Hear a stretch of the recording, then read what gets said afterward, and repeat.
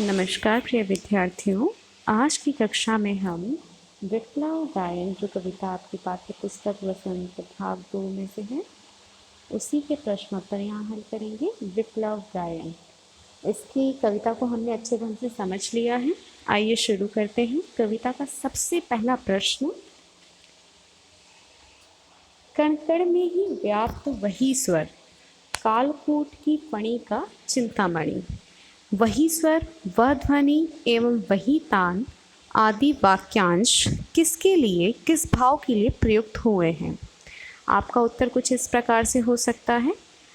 प्रस्तुत पंक्तियों का भाव जन जागरण तथा नव निर्माण से है, अर्थात कवि क्रांति के स्वर भारत भूमि के जन जन से जागृत करना चाहता है ताकि व्यापक स्तर पर परिवर्तन हो सके। आइए इसका दूसरा प्रश्न देखिए। कण कण में है व्याप्त वही स्वर, कालकूट फणी की चिंतामणि। वही स्वर, वह ध्वनि एवं वही तान से संबंधित भाव का रुद्ध गीत की क्रुद्ध तान है। रुद्ध गीत की क्रुद्ध तान है, निकली मेरे अंतरतर से। पंक्तियों से क्या आशय है, क्या संबंध, क्या कोई संबंध बनता है, आपको ये बताना है। तो हाँ, बिल्कुल, देखिए किस तरह से इसका उत्तर हो सकता है। उपर्युक्त पंक्तियों का संबंध कवि की आवेशपूर्ण उत्तेजित मनःस्थिति से है, जो अपने शब्दों से जनता में जागृति लाने का प्रयास कर रहा है, परंतु इस प्रयास में उसके कंठ से गीत बाहर नहीं आ पा रहा है, जिसके कारण वह और अधिक बेचैन हो उठा है। यहाँ पर कहने का तात्पर्य यह है कि कवितान उसकी अंतर्मन की गहराई से निकली है, जिसे वह अन्य लोगों तक पहुंचाना चाहता है। आइए इसका दूसरा प्रश्न और दूसरा भाग देखते हैं। नीचे दी गई पंक्तियों का भाव स्पष्ट कीजिए। सावधान, मेरी वीणा में डैश डैश डैश दोनों ऐंठी हैं। ये जो पूरी पंक्तियां हैं उसे ढंग से पढ़ें अपनी पाठ्य पुस्तक से पूरी तरह से। इसका उत्तर कुछ इस प्रकार हो सकता है कि उपर्युक्त पंक्तियों का भाव यह है कि कवि शोषक वर्ग को सचेत करते हुए कहता है कि अब उसके कंठ से कोमल स्वरों के बजाय क्रांति के स्वर मुखरित होंगे।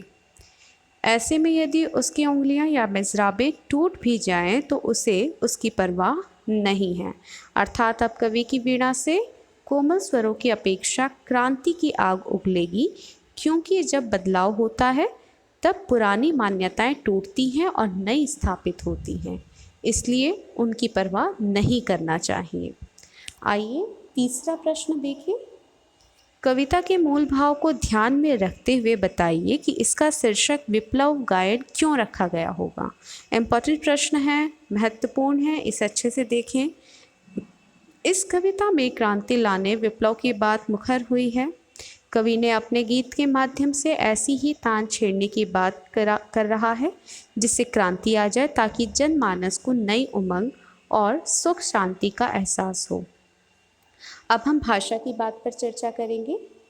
सभी बच्चे भाषा की बात, जो आपकी पाठ्य पुस्तक में पाठ्यांत दिया गया है, उस पर ध्यानपूर्वक देखें। भाषा की बात, कविता में दो शब्दों के मध्य इस तरह का चिन्ह, यानी ये वाला चिन्ह बना रहता है जिससे उथल पुथल मच जाए। अब देखें, उथल पुथल के बीच में भी दिया गया है, जैसे कण कण के बीच में दिया गया है। तो इन पंक्तियों को पढ़िए और अनुमान लगाइए कि कवि ऐसा प्रयोग क्यों करते हैं, कवि ऐसा प्रयोग, पुनरुक्ति का प्रयोग क्यों करते हैं, जिसे हम योजक चिन्ह भी कहते हैं। शब्दों की पुनरुक्ति करके कविता में चमत्कार उत्पन्न करने के लिए योजक चिन्ह, यानी कि जो योजक चिन्ह हाइफन है, उसका निशान लगाया जाता है।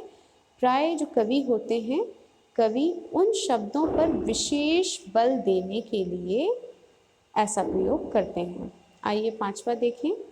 कविता में ये, और आप देखेंगे ये वाला निशान और ये वाला पूर्ण विराम, ये निशान लगे होते हैं कविता में ना, कई शब्दों के पीछे, कई पंक्तियों के पीछे आदि। ऐसे विराम चिन्हों का उपयोग रुकने, आगे बढ़ने अथवा किसी खास भाव को अभिव्यक्त करने के लिए किया जाता है। कविता पढ़ने में इन विराम चिन्हों का प्रभावी प्रयोग करते हुए काव्य पाठ कीजिए। तो कविता में कवि अक्सर रुकने, आगे बढ़ने और किसी खास भाव को अभिव्यक्त करने के लिए ऐसे शब्दों का, क्षमा कीजिए, ऐसे विराम चिन्हों का प्रयोग करते हैं। कविता पढ़ने में इन विराम चिन्हों का प्रभावी प्रयोग करते हुए काव्य पाठ कीजिए।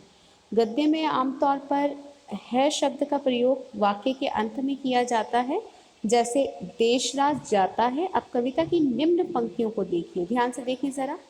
कण कण में है व्याप्त, फिर बीच में डॉट डॉट डॉट, वही तान गाती रहती है, और देखिए हमने ये लगा दिया निशान, है ना, और फिर ऊपर ऐसे।